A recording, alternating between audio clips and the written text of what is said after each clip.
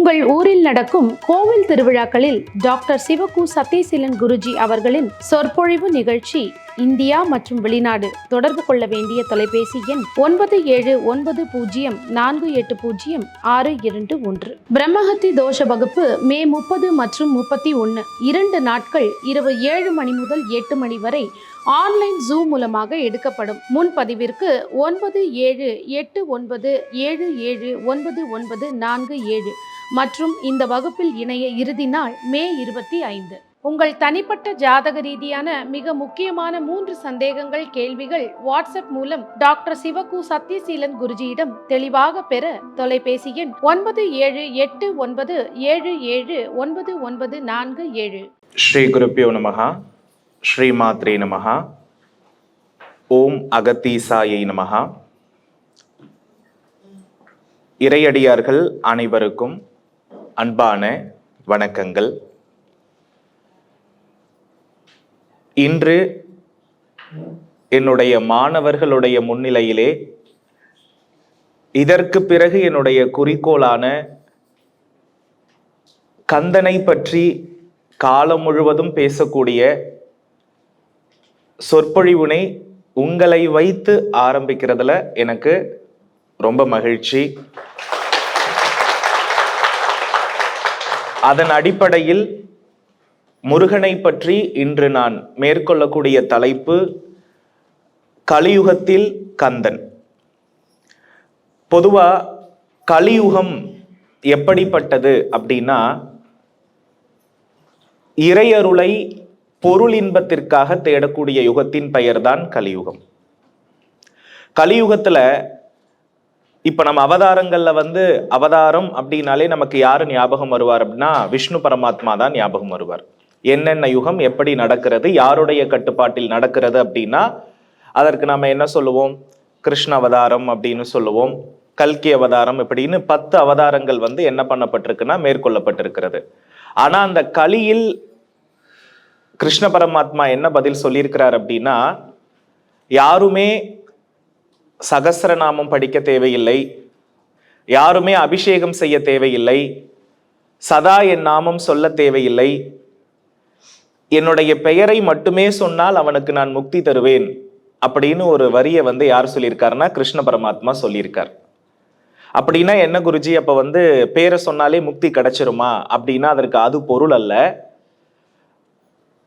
உண்மையான இறைபக்தியோடு இறைவா அப்படின்னு ஒருத்தர் சொல்றது கலியுகத்துல கிடைக்கிறது அரிதின்றது பொருளா.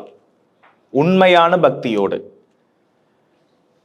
இறைபக்தி அப்படின்னா என்ன அப்படின்னா, இந்த பூமியில வாழக்கூடிய வாழ்க்கையை தாண்டி இறைவா உன்னுடைய திருவடியில நான் சேரணும் அப்படின்னு நினைக்கக்கூடிய இறைபக்தி கலியுகத்துல ரொம்ப கம்மியா.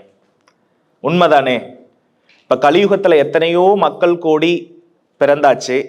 ஆனா நம்ம யாராவது ஒரு நாவுக்கரசரையோ, ஒரு ஞான சம்பந்தரையோ, ஒரு அருணகிரிநாதரையோ இந்த கலியுகம் பெற்றிருக்கிறதா அப்படின்னா அது ஒரு கேள்விக்குறிதான். தேவாரம் இருக்கிறது, திருவாசகம் இருக்கிறது, திருப்புகழ் இருக்கிறது, சிவபுராணம் இருக்கிறது. இது எல்லாம் ஏன் எந்த ஒரு மனிதராலையும் கலியுகத்தில் ஏற்றப்படவில்லை? இப்ப நீங்க பிறந்த எத்தனை வருடங்கள் ஆகிருக்கு? யாராவது ஒருவர் இந்த இறைவனுக்கு பாமாலை அப்படின்றத தன்னுடைய வாழ்க்கையை தவநிலை புரிந்து இயற்றியவரை கலியுகத்துல நம்ம பார்த்திருக்கிறோமா? அந்த யுகத்திலேயே மக்கள் பக்தியினுடைய உச்சத்தில் தான் இருந்தார்கள். அவர்கள் வாழ்ந்த ஆயுள் காலம் அதிகம். ஆனா அப்பவே என்ன அப்படின்னா, அதிலும் தேர்ந்தெடுத்து பாத்தீங்கன்னா நாயன்மார்கள், ஆழ்வார்கள், அதுல அங்கங்க சில முத்துக்களாக தான் என்ன பண்ணியிருக்காங்கன்னா ஞானிகள் பிறந்திருக்கிறார்கள். உண்மைதானே? இப்ப இந்த கலியுகம் தொடங்கிய நாள் முதல் இப்படிப்பட்ட ஞானிகளையும் மகான்களையும் நாம் தரிசிக்கிறது உண்டா அப்படின்னா கிடையாது. உண்மைதானே? அப்போ கலியுகத்திற்கு முன்பாக இருந்த மகான்களும் யோகிகளும் ஞானிகளை மட்டுமே வைத்து நாம என்ன பண்ணிக்கிட்டு இருக்கோம்? இந்த உலகியல் வாழ்க்கையை வாழணும்னு என்ன பண்ணிக்கிட்டு இருக்கோம்னா ஆசைப்பட்டு கொண்டிருக்கிறோமே தவிர, யாருமே இறைவனுக்காக ஒரு பெரியாழ்வார் போல சேவை செய்யற மனநிலையில யாருமே கலியுகத்தில் பிறப்பது அரிது. அப்படி அந்த அரிதான நிலையில ஒருத்தராவது, ஏன்னா இவங்க எல்லாருமே பாத்தீங்கன்னா இப்ப அருணகிரிநாதர் எவ்வளவு திருப்புகழ் பாடியிருக்காரு நமக்கு தெரியும். பெரியாழ்வார் எத்தனை பாசுரங்கள் பாடியிருக்கிறாரு நமக்கு தெரியும். இப்ப நாம எல்லாருமே இந்த பக்தியின் பெயர்ல புதிதான பாசுரங்கள் எல்லாம் இயற்றி இருக்கிறோமானா கிடையாது. அப்ப அந்த அளவிற்கு கலியுக மக்களுக்கு இறை இன்பம் இறை ஞானம் அப்படின்றது பொதுவா இறைவனோடு நெருங்கிய அனுபவம் அப்படின்றதே இருக்காது. அதனால பேரை மட்டும் இறைவான்னு பக்தியோட கூப்பிட்டா போதும் அப்படின்னு என்ன பண்ணியிருக்காருன்னா முன்னாடியே நமக்கு கிருஷ்ண பரமாத்மா என்ன பண்ணிட்டாருன்னா சொல்லிட்டார். இப்போ இந்த தலைப்பை ஏன் நான் இங்க பேச வருகிறேன் அப்படின்னா, இந்த கலியுகத்துல கந்தன் அப்படின்ற ஒரு இறைவன் இருக்காரு இல்லையா, இந்த கந்தனுக்கு மட்டும்தான் மனித வாழ்க்கைய வாழ வைக்கிற தகுதியையும் சொல்லி கொடுக்கிற அருள் உண்டு. அதே போல முக்தியையும் தருகிற அருள் உண்டு. ஒரு மனிதனை இறைவன் நம்ம எல்லாருமே ஆசைப்படுவோம் இல்லையா, இறைவனை நம்ம உயிரோட்டமா நம்ம கண்ணால பார்க்கணும் அப்படின்னு நம்ம நினைப்போம் இல்லையா. இந்த ஜட பொருளாக இறைவனை நம்ம பார்க்கணும்னு ஆசைப்படுகிறோம் அப்படின்னா, முதல்ல இந்த பூமியில இருக்கக்கூடிய ஜட பொருளை எல்லாம் துறந்தவருக்கு இறைவன் பாத்தீங்கன்னா ஸ்தூலமாக காட்சி கொடுப்பாராம். இந்த பொருளோடு இந்த உலக வாழ்க்கையை வாழணும்னு நினைக்கிறவங்களுக்கு இறைவன் எப்படி காட்சி கொடுப்பாரா, சூக்ஷமமா காட்சி கொடுப்பாராம். இப்ப நம்ம எல்லாம் மனிதர்கள், உலகியல் வாழ்க்கையை வாழக்கூடியவர்கள். இதனால நமக்கு எப்படி இறைவன் தெரிவார்? சூக்ஷமமாக, வடிவாக, சமிக்கைகளாக. இப்படிதான் பகவான் என்ன பண்ணுவார்? தென்படுவார். எப்பொழுதெல்லாம் இந்த பொருள் வாழ்க்கையை நாம் துறந்து அருள் வாழ்க்கையில் நெருங்குகிறோமோ அன்னைக்கு நாம யாரை பார்க்க முடியும்? இறைவனை ஸ்தூல வடிவாக, நம்மை பரிசிக்கக்கூடிய வடிவாக நம்ம என்ன பண்ணலாம்? இறைவனை காணலாம்.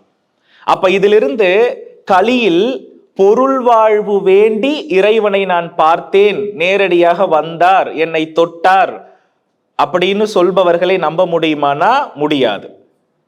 இதற்கு ஆதாரம் யார் அப்படின்னா அருணகிரிநாதர் தான். உண்மைதானே? அருணகிரிநாதர் நம்மளை போல ஒரு மானிட பிறப்பெடுத்து, அருணகிரிநாதருடைய வாழ்க்கை வரலாறு எல்லாம் நீங்க படிச்சு பார்த்தீங்கன்னா தெரியும்.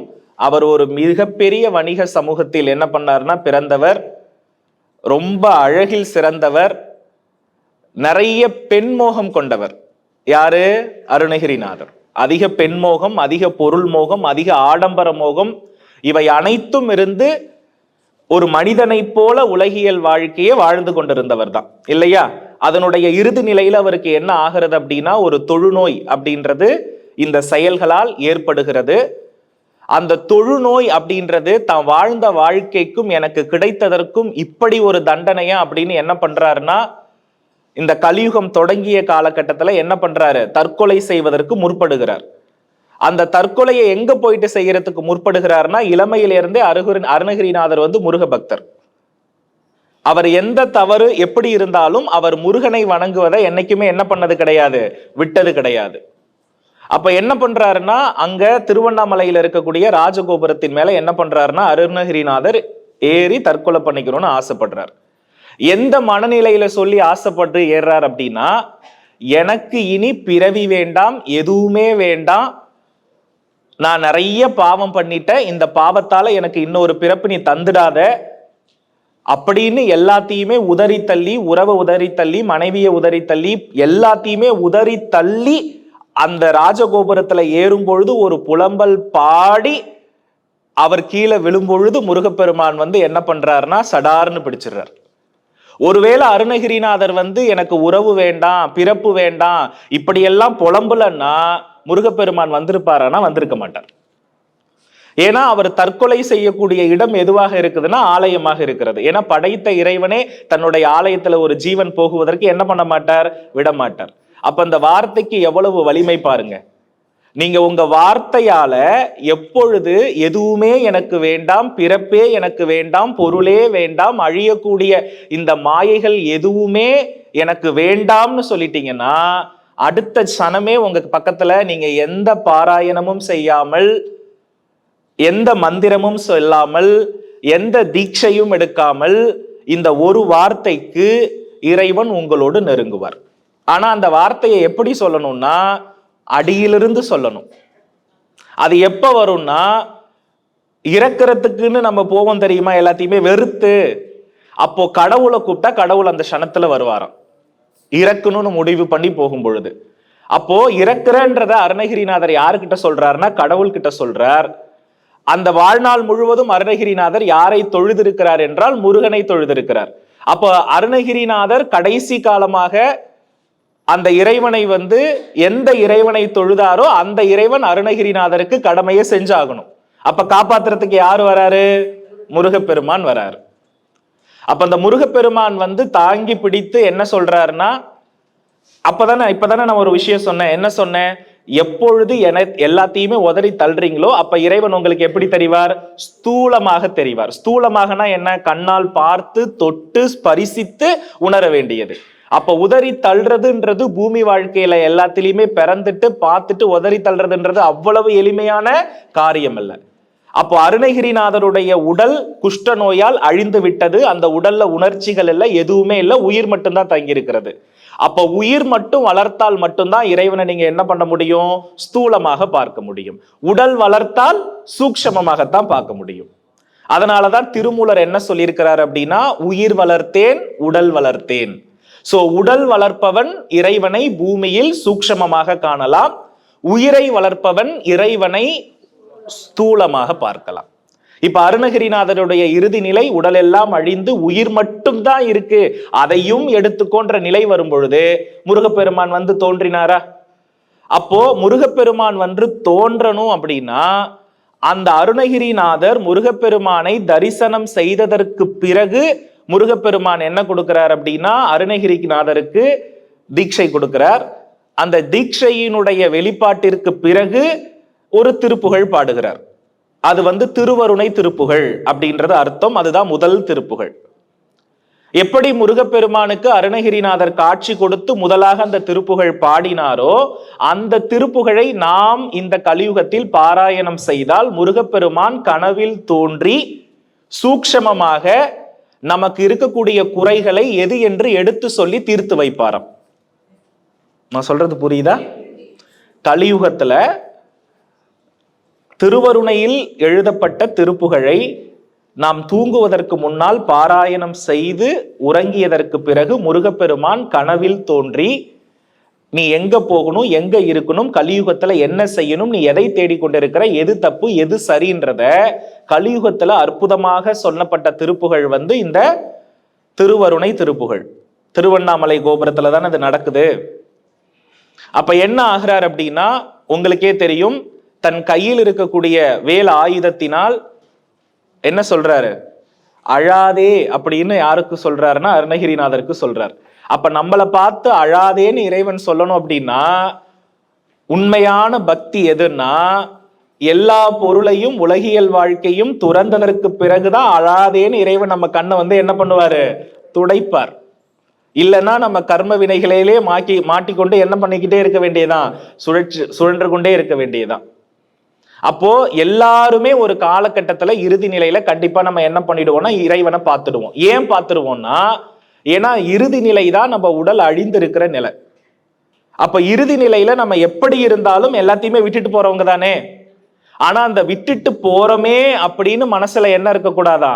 ஆசை இருக்கக்கூடாது. ஒருவேளை இருந்துச்சுன்னா இறைவன் உங்களை எடுத்துக்க மாட்டார். எல்லாத்தையும் அனுபவிச்சுட்ட, எல்லாத்தையுமே பார்த்துட்ட, இறைவா உனக்கு நன்றி, என்னை அழகா எடுத்துக்கோன்னு நீங்க அனைத்தையுமே துறந்து படுத்திருக்கும் பொழுது இறைவன் நம்மளை என்ன பண்ணுவாருன்னா அழகா கூட்டி செல்வாராம். அப்ப அந்த ஒரு எண்ணத்துக்கும் அதை முழு பரிபூரணமா எனக்கு எதுவுமே வேண்டான்னு கலியுகத்துல ஒரு மனிதன் சொல்வது அரிது. அதனால் நால்வரை போல, நாயன்மார்களை போல, ஆழ்வார்களை போல கலியுகம் யாரையும் என்ன பண்ணல? உருவாக்கல. ஓகேவா? அப்போ இந்த இடத்துல அந்த திருவருணை திருப்புகழ் என்ன சொல்லுது அப்படின்னா முத்தை தரு பக்தி திருநகை அப்படின்னா என்ன? திருநகை அப்படின்னா என்னன்னா திரு இருக்கிறதுலே ரொம்ப அழகான சிரிப்பு எதுனா லக்ஷ்மியோடைய சிரிப்பா. இருக்கிறதுலே ரொம்ப அழகான சிரிப்பு எது? லக்ஷ்மி தேவியினுடைய சிரிப்பு. அந்த லக்ஷ்மி தேவியை விட அழகிய சிரிப்பு முருகா உன்னுடைய சிரிப்பு. அது ஏன் ரொம்ப அழகா தெரியுது அப்படின்னா முத்துனா என்ன? இருக்கிறதுலே ரொம்ப வெண்மையானது, அழகானது, ஒளிரக்கூடியது. இந்த முத்து மாதிரி அழகா பல்லு இருக்குன்னு சொல்லுவாங்க தெரியுமா?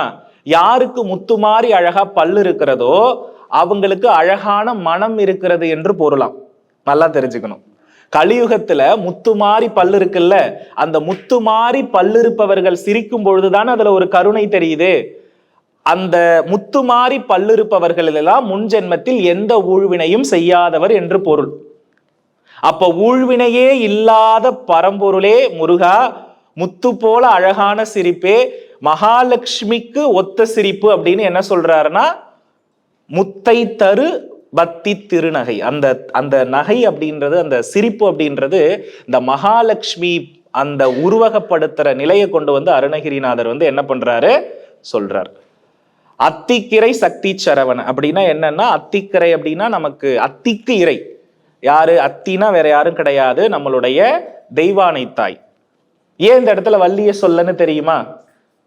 வள்ளிக்கு வந்து பாத்தீங்கன்னா எப்பொழுதுமே குறும்பும் அதிகம், பிடிவாதம் அதிகம், வேட்டையாடும் குணம் அதிகம். தெய்வானைக்கு வந்து அந்த குணம் என்பது கிடையாது. அதனால வந்து பொறுமையால், பொறுமைக்கு, அழகுக்கு, பக்திக்கு, உண்மையில உள்ள பக்தியால், அதாவது பக்தியால் பற்று கொண்டவள் தெய்வானை, காதலால் பற்று கொண்டவள் வள்ளி. அதனாலதான் தெய்வானையை வந்து ஜோதிடத்துல குருவாகவும், வள்ளியை வந்து சுக்கிரனாகவும். சுக்கிரன் தன்மை இருக்கவங்களுக்கு எப்பொழுதுமே காதல் அதிகமாக இருக்கும், சேட்டை அதிகமாக இருக்கும், சுத்தி அலைய வைக்கிற தன்மை அதிகமா இருக்கும். ஆனா குருத்தன்மை உள்ளவர்கள் எப்பொழுதுமே வந்து இருந்த இடத்திலிருந்தே அந்த பக்தியின் மூலம் எல்லா நிறைவையும் பெறுவார்கள். அதனால தெய்வானையின் இறைவனே, ஏன்னா அந்த இடத்துல கூட இறைவனாகத்தான் அவனை பார்க்கிறேன்றதுக்காக அருணகிரிநாதர் என்ன பண்றாருன்னா இந்த ஒரு வார்த்தையை சொல்றார். அதற்கு அடுத்தபடியா வந்து பாத்தீங்கன்னா, முத்தை தரு பக்தி திருநகை அத்திக்கிரை சத்தி சரவண முத்துக்கொரு வித்து குருபர என ஓதும். அதாவது முக்திக்கொரு வித்து குருபர என ஓதும் அப்படின்றது அதோடைய பொருள். முக்திக்கு வித்தான இறைவனே, முக்திக்கு வித்தான குருவே அப்படின்னா என்ன பொருள்னா, இந்த முக்தின்னு நம்ம தேடி அலைகிறோம் தெரியுமா, அதற்கான குருவே நீதான். அதை நீ எனக்கு கட்டாயமா என்ன பண்ணணும், தரணும் அப்படின்னு அருணகிரிநாதர் இந்த இடத்துல என்ன பண்றாரு, ரொம்ப அழகா சொல்றார். அதற்கு அடுத்தபடியா நம்ம அதை படிச்சுக்கிட்டே வந்தோம்னா, அந்த திருப்புகழ்ல ஒரு குறிப்பிட்ட வார்த்தைகள் வந்து நிறைய இருக்கும். இந்த திருப்புகழ் ஏன் உருவாக்கப்பட்டதுன்னு தெரியுமா உங்களுக்கு? முதல்ல நிறைய பேர் திருப்புகழுக்கே வந்து என்ன பண்ணுவீங்கன்னா, அது அந்த வார்த்தை எப்படி இருக்குன்னு தெரியல, அதை படிக்க முடியல, கடகடன்னு நம்மளால அந்த நாக்கு பிழற மாட்டேங்கிறது. இந்த உலகத்துல கலியுகத்துல மட்டும்தான் ஆட்டிசம் அப்படின்ற குழந்தைகள் தோன்றுவார்கள் அப்படின்றது எழுதப்பட்டிருக்கிறது. தெளிவான தமிழ் பேச்சு இருக்காது அப்படின்றது சொல்லப்பட்டிருக்கிறது. யாருக்கெல்லாம் தெளிவான தமிழ் பேச்சு வேண்டுமோ அவர்கள் எல்லாம் எதை படிக்க வேண்டும் என்றால் திருப்புகழை மறக்காமல் படிக்க வேண்டும். திருப்புகழ் யார் மறக்காமல் படிக்கிறீங்களோ அவங்களுக்கு தமிழ் பேச்சு எப்படி இருக்குமா, ரொம்ப தெளிவா இருக்குமா. திருப்புகழை யாரெல்லாம் ஒரு கருவில் ஒரு குழந்தையை சுமக்கும் பொழுது யாரெல்லாம் திருப்புகழ் கேட்கிறார்களோ அந்த குழந்தை, நேத்து நான் நடத்தினேன் இல்லையா, வலது மூளை இடது மூளை நடத்தினேன் இல்லையா, இது இரண்டு மூளையுமே சிறப்பாக இருந்து பிறக்கக்கூடிய குழந்தை திருப்புகழை கருவில் கேட்கக்கூடிய குழந்தை. அதற்கு அடுத்தபடியா நம்ம கவனிச்சு பார்த்தோம் அப்படின்னா, இந்த திருப்புகழுடைய அடுத்த வரி அப்படின்னு நம்ம கவனிச்சு பார்த்தோம் போது, முக்கட்பர மட்கச்சுருதியின் முற்பட்டது கற்பித்திருவரும் முப்பத்மூ வர்க்கர் தமரரும் அடிப்பேன் அப்படின்னா என்னன்னா, முக்கட்பரமர்க்கு அப்படின்னா அதனுடைய பொருள் என்னன்னா, பரமன்னா யாரு? பரமன்னா சிவபெருமான். பரமன்னா யாரு? சிவபெருமான். அந்த பரமருக்கு சுருதியின் முற்பட்டது கற்பித்திருவரும். ஓம் அப்படின்றது சுருதி. ஓம் அப்படின்றது என்ன? சுருதி. அந்த ஓம் எனும் பிரணவ மந்திரத்தை சொல்லித்தந்த பரம்பொருளே, முப்பத்மூ வர்க்கர் தமரரும், இந்த முக்கோடி தேவர்களும் முப்பெரும் இறைவனும் வணங்கிய இறைவா. எப்படியெல்லாம் அந்த வேல் சொல்ல வைக்குது பாருங்க முருகப்பெருமானுடைய வரியில. இதுல ரொம்ப நம்ம கவனிக்க வேண்டிய விஷயம் என்னன்னா, 10 தலை தத்தக்கணைதோடு ஒற்றை கிரி மத்தை பொறுதொரு. 10 தலை யாருக்கு உண்டு? ராவணனுக்கு உண்டு. இந்த 10 தலை ராவணனை அழித்த நாராயணன். அதற்கு அடுத்தபடியா பத்தற்கிற தத்தை கடைவிய பச்சை புயல் மெச்சத்தகு பொருள் பக்ஷத்தோடு ரட்சித்தருள்வதும் ஒரு நாளே. 10 தலை தத்தக்கணைதோடு ஒற்றைக்கிரி மத்தை பொறுதொரு பட்டப்பகல் வட்டத்திகிரியில் இரவாக. அப்படின்னா என்ன சொல்ல வர்றார் அப்படின்னா, 10 தலையை அழித்த, யார் அழித்தது? பெருமாள் தான் அழித்தார். அதற்கு அடுத்தபடியா ஒற்றைக்கிரி மத்தை பொறுதொரு, இந்த மந்தார மலை அப்படின்ற மலையை தாங்கியவர் யாரு? அவரும் பெருமாள் தான். அதற்கு அடுத்தபடியா என்ன சொல்றாருன்னா, பட்டப்பகல் வட்டத்திகிரியில், பகலை இரவாக மாற்றியது பெருமாள் கையில் இருக்கக்கூடிய அந்த சுதர்சன சக்கரம். இது 3 செயல்களையும் செய்த பெருமாளே பாராட்டத்தக்கவரே அப்படின்னு இந்த வரிகளுக்கு அர்த்தம். இந்த 3 செயல்கள் செய்யறது அவ்வளவு சாதாரணமா இல்ல, அப்படிப்பட்ட செயல் செய்த பெருமாளே பாராட்டிய இறைவா அப்படின்றது அதற்கு என்ன பொருள். அதற்கு அடுத்தபடியா பாத்தீங்க அப்படின்னா, இதற்கு பிறகு நம்மளுடைய வாழ்க்கையில நம்ம எதிரிகளை எப்படி முருகப்பெருமான் அசுரவதம் செய்கிறார் அப்படின்றத அடுத்தடுத்த வரிகள் சொல்லுது. இதெல்லாம் நீங்க கண்டிப்பா படிக்கணும். நமக்கு இருக்கக்கூடிய எதிரி யாரு அப்படின்னா, ஆசை, காமம், குரோதம், பழிவாங்குதல், இந்த குணம் எல்லாம் முருகப்பெருமான் முன்னிலையில் எப்படி அழியுது, எப்படியெல்லாம் அசுரரை வதம் செய்தார் அப்படின்ற காட்சியை அருணகிரிநாதர் நம் கண் முன்னாடி கொண்டு வந்து நிறுத்துறார். இது ஏன் நான் சொல்றேன்னா, கலியுகத்தில் இந்த ஒரு திருப்புகழை நீங்கள் படித்தாலே கலியில் நீங்கள் வெற்றி பெறலான்றதுக்கு தான் இதோடைய பொருள் விளக்கத்தை நான் உங்களுக்கு என்ன பண்ணிக்கிட்டு இருக்கேன், சொல்லிக்கிட்டு இருக்கேன். அதுல என்ன சொல்ல வருகிறார் அப்படின்னா, தித்தித்தைய ஒத்த பரிபுற நித்தப்பதம் வைத்து பைரவி.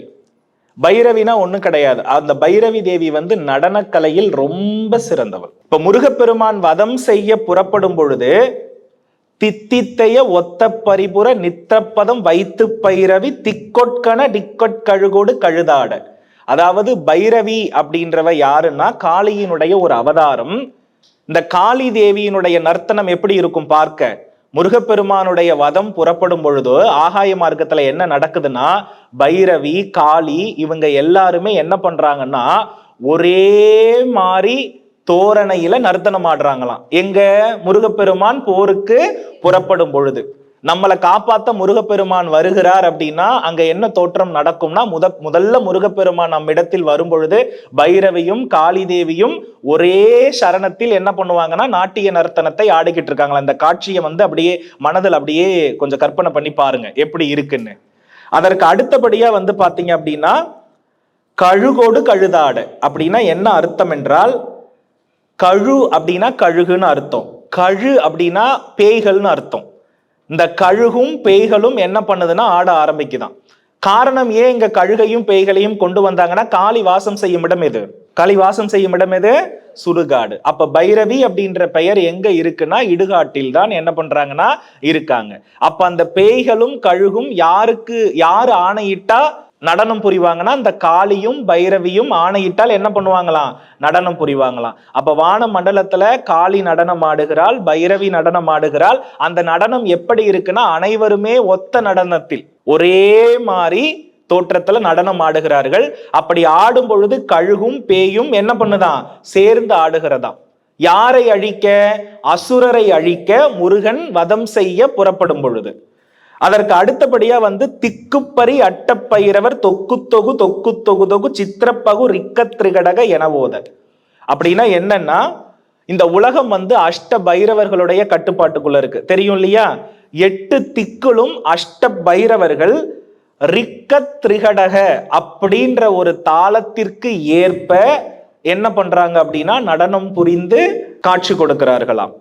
அதற்கு அடுத்தபடியா கொத்துப்பறை கொட்ட கலமிசை குத்துக்குகு குக்கு குகு குகு குத்திப்புதை புக்குப்பிடியன முது கூகை. அப்படின்னா என்ன அர்த்தம் அப்படின்னா, இந்த இடத்துல இந்த பறை இசை அப்படின்னு ஒண்ணு இருக்கு இல்லையா, இந்த பறை இசை அப்படின்றதுதான் அந்த காலகட்டத்துல இறைவன் எழுந்தருளல் செய்யும் பொழுது நடனம் ஆடக்கூடிய இசை. இந்த இசை ஒரே மாதிரி என்ன பண்றாங்க அப்படின்னா பயங்கரமா இசைக்கிறாங்களாம். அப்ப அந்த இசைக்கும் பொழுது அந்த அசுரர்களுடைய உடலை திங்குவதற்கு யாரு வராங்க அப்படின்னா, கோட்டான் அப்படின்றது உங்களுக்கு தெரியும் இல்லையா? நம்ம ஊர்ல எல்லாமே இந்த கோட்டான் அப்படின்ற ஒரு விஷயம் வந்தாலே ஏதோ இறப்பு நடக்க போறது அப்படின்றத சொல்லுவோம்.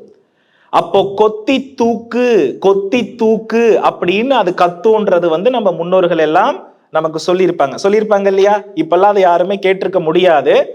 ஆனா இந்த விதமான பறவைகள் என்ன செய்கிறது அப்படின்னா, குக்கு குகு குக்கு குத்தி தூக்கு கொத்தி தூக்கு அப்படின்னு என்ன பண்ணுதான் இந்த பறவைகள் எல்லாம் அந்த அசுரர்களை வந்து வேட்டையாடுதான். அந்த நிகழ்வு எப்படி இருக்குன்றத பாருங்க. அதற்கு அடுத்தபடியா வந்து பாத்தீங்கன்னா, கொட்புற்றழ நட்பற்ற உணரை வெட்டிப்பலி இட்டு குலகிரி குத்துப்பட ஒத்த பொருவல பெருமானே. இறைவா, யாரெல்லாம் நட்பு என்ற பெயர்ல துரோகம் செய்கிறார்களோ அந்த துரோகம் செய்பவர்களை இறைவன், நட்புனா என்னன்னே தெரியாத ஒரு இறைவன் எப்படி பண்றாரு? வதைத்து கூறாக்குகிறார் அப்படின்றத இந்த பாடலுடைய முடிவு நமக்கு சொல்லுகிறது. இதுல இருந்து நாம என்ன தெரிஞ்சுக்கணும் அப்படின்னா, இந்த கடைசி நான் சொன்னேன் இல்லையா, பைரவி நடனம், காளியின் நடனம், கழுகு, கோட்டான், இது எல்லாம் இந்த காட்சி அப்படின்றது இந்த வரிகளுக்கு பொருத்தப்பட்ட மிக முக்கியமான விஷயம். இந்த வரிகளை நாம படிக்கும் பொழுதே நமக்கு என்ன இருக்கும் அப்படின்னா, நமக்கு எதிரியாக இருக்கக்கூடிய எல்லா விஷயங்களுமே என்ன ஆகிடும் அப்படின்னா அழிந்து விடும் அப்படின்றது பொருள்.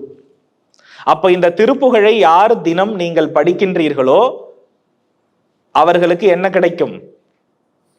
முருகப்பெருமான் கனவில் தோன்றி நமக்கு அசுர குணமாக இருக்கிற எல்லா செயலையும் எப்படி நீக்கணும் அப்படின்றத முருகப்பெருமான் நமக்கு என்ன பண்ணுவாராம்? கலியுகத்தில் உபதேசிப்பாராம்.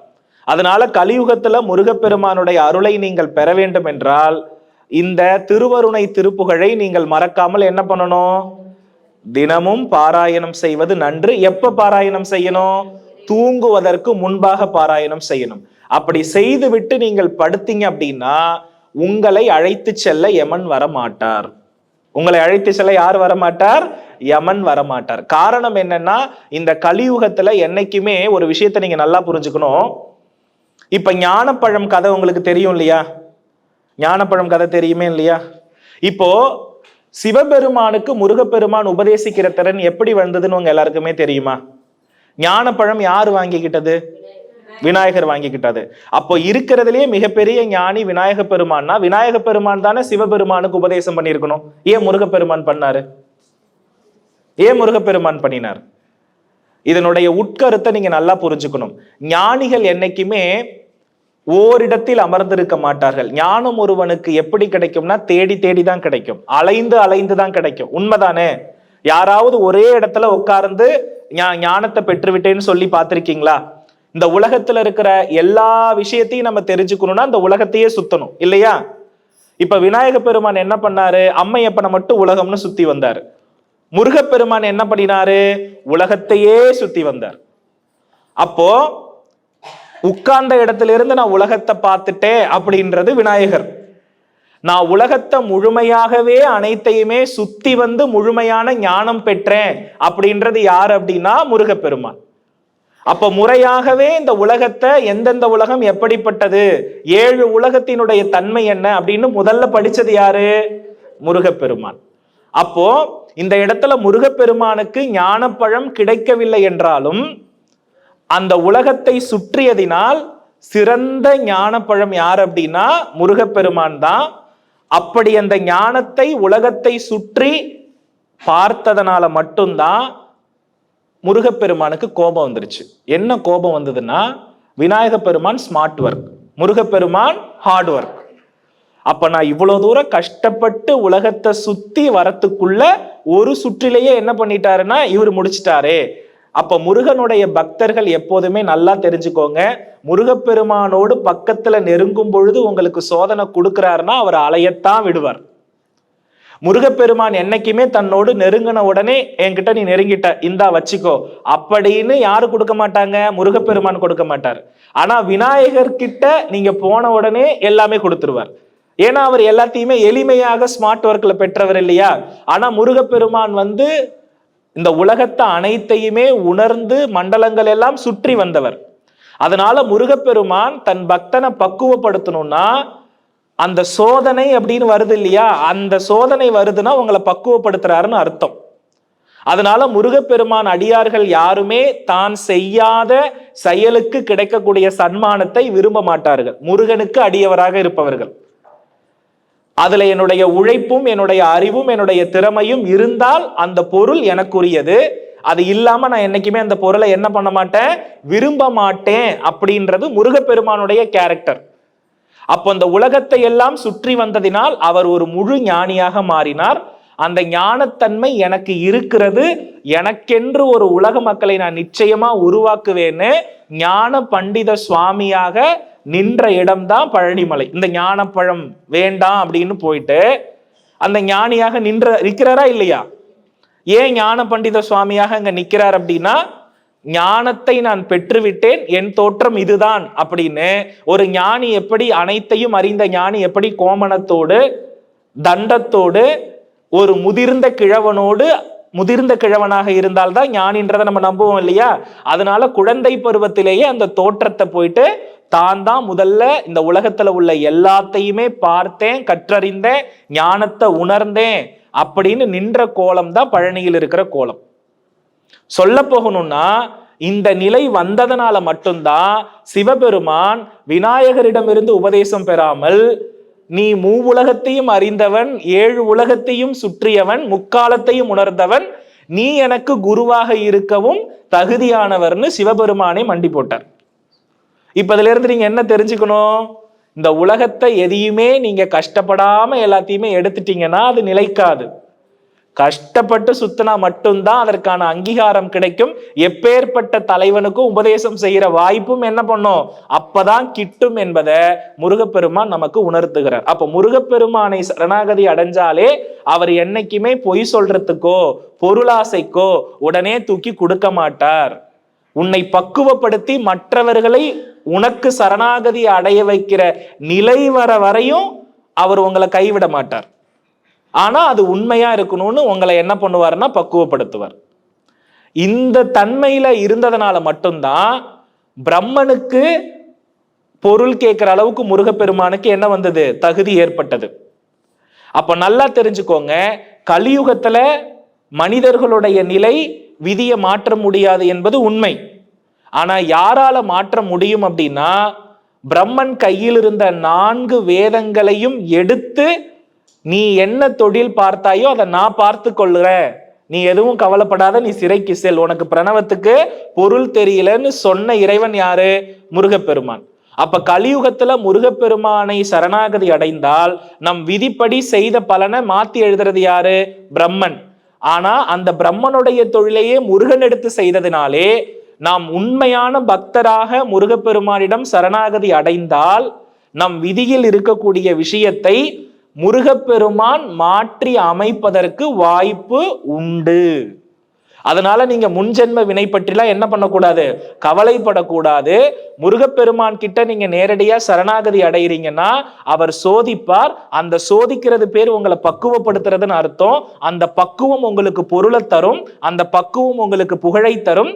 அந்த புகழ் இந்த உலகத்துல எப்பேற்பட்ட பெரிய மனிதர்கள் எல்லாம் உங்களை பணிந்து வணங்க வைக்கும். அதற்கு சான்று முருகப்பெருமான். அந்த பக்குவம் முருகன்கிட்ட இருந்தது. தான் ஞானி என்பதை புரிய வச்சாரு. ஞானி என்பதை புரிய வச்சதுனால தான் 18 சித்தர்களுக்கும் குருவாக ஒரு இறைவன் இருக்கிறார்னா அது யாரு? முருகப்பெருமான் மட்டும்தான். அப்ப இதுல இருந்து நீங்க என்ன தெரிஞ்சுக்கணும்னா, கலியுகத்துல நம் பிறப்பு ஜாதக விதியை மாற்றணும் அப்படின்னா அதற்கு முதல்ல யார சரணாகதி அடையணும்? முருகப்பெருமான சரணாகதி அடையணும், முருகனுடைய திருவடியை சரணாகதி அடையணும். அப்படி அடைந்தால் கட்டாயமாக நம் விதி மாறும். நம் விதியை மாற்றுவான், மாற்றியே தீருவான். அதற்கு காரணம், இந்த உலகத்துல மும்மூர்த்திகள்ல பிரம்மன் போயிட்டாருன்னா உலகத்துல உள்ள படைத்தலே அழிந்து போகும். அப்ப அந்த விஷயத்தையே கையில் எடுத்து மாற்றிய இறைவனுக்கு நம் விதியை மாற்றுவது எம்மாத்திரம்? அதனால சரியாக திருவருணை திருப்புகழை படியுங்கள். அந்த திருப்புகழ் உங்களுடைய விதியை மாற்றும். எனக்கு தெரிந்து திருவண்ணாமலையை நினைத்தாலே முக்தி அப்படின்னு சொல்றதுக்கு காரணம், திருவண்ணாமலை ராஜகோபுரத்தை கடந்த உடனே முருகப்பெருமான் காட்சி கொடுக்கிறது தான் அப்படின்றதுதான். அந்த இடத்துல தானே அவர் காட்சி கொடுத்தார். அதனால அந்த திருவண்ணாமலை நினைத்தாலே முக்தின்ற பேர் அதனால தான் வந்ததோ அப்படின்றத நான் அடிக்கடி என்ன பண்ணிப்பேன், நானா நினைச்சுப்பேன். அதனால முருகனை வணங்கினால் எல்லா சுகமும் உண்டு, எல்லா நிலையும் உண்டு, முக்தியும் உண்டு. அப்ப கலியில் நீங்கள் பிழைக்க வேண்டிய முதல் தெய்வம் யாரு? முருகன். ஏன்னா முருகன் மட்டும்தான் மனிதர்களாக பூமி வாழ்க்கையில் இந்த முருகப்பெருமான் வேற எந்த இறைவனுக்காவது படை வீடுன்னு இருக்கா? ஆனா முருகப்பெருமானுக்கு தான் என்ன இருக்கிறது? படை வீடுன்னு இருக்கிறது. தேவர்களும் மனிதர்களும் நேரடியாக தொழுத தெய்வம்னு ஒண்ணு இருக்குன்னா அது முருகன் மட்டும்தான். சோ அம்பிகையினுடைய சக்திவேல், சிவபெருமானுடைய மிக முக்கியமான அந்த 5 சக்திகள், அதற்கு பிறகு விஷ்ணு பெருமாத்மாவினுடைய சங்கு சக்கரத்தில் இருக்கிற சக்தி, திருமகளுடைய சக்தி, சரஸ்வதி தேவியினுடைய வாக்கு சித்தி, இப்படி இந்த அத்துணை தெய்வங்களுடைய சக்தியையும் கலியுகத்தினுடைய இறுதியில் ஒரு இறைவன் தோற்றுவிக்கப்பட்டிருக்கிறது அப்படின்னா முருகப்பெருமான் மட்டும்தான். அதனால தான் எந்த இறைவனை முருகனை வணங்கினால் எல்லா இறைவனையுமே வணங்கியதற்கு சமம். அதனாலதான் நம்ம வாஸ்து பேர் என்ன? அப்போ பிரணவம்னா என்ன? முருகன். பிரணவம்னா என்ன? முருகன். அப்போ அந்த முருகப்பெருமானை நாம் கலியுகத்தில் பிடித்தால் நிச்சயமா நமக்கு வெற்றி உறுதி. இந்த கலியுகத்துல நீங்க கட்டாயமாக நான் சொன்ன திருப்புகழை படிக்கணும். திருவண்ணாமலையில் எழுந்தருளல் செய்யக்கூடிய அந்த முருகப்பெருமானை கட்டாயமா நீங்க போய் பார்க்கணும். பார்த்து உங்கள் விதிக்கு ஒரு வாய்ப்பு கொடுப்பா, நான் மாறணும், என்னை உன் அடியவனாக ஆக்கி கொள்ளப்பான்னு சொன்னா முருகப்பெருமான் நிச்சயம் அதை செய்வார். இதை அனைவருமே பின்பற்றுங்கள். சரியா? உங்களுடைய இடத்திலிருந்து இந்த திருப்புகளுடைய தன்மை, இந்த முருகனை பற்றின பேசின தன்மை இனி உலகம் முழுவதும் தொடரட்டும், வரட்டும். அதற்கான வாய்ப்பை இறைவன் எனக்கு அருளட்டும். சரிங்களா? அதனால இதுதான் இந்த திருப்புகழ். கலியுகத்தில் முருகனுடைய நிலை, கலியுகத்தில் முருகன் இருக்கிற நிலை, கலியுகம் எப்படிப்பட்டது அப்படின்றதினுடைய யதார்த்தத்தை இதற்கு பிறகு நான் வாழ்க்கை முழுக்க என்ன பண்ண போறேன்? முருகனை பற்றி தான் பேச போகிறேன். ஆகையினால் இந்த அழகான சொற்பொழிவை அனைவரும் கேட்டு அமைதி காத்தமைக்கு நன்றி. வெற்றிவேல் முருகன்.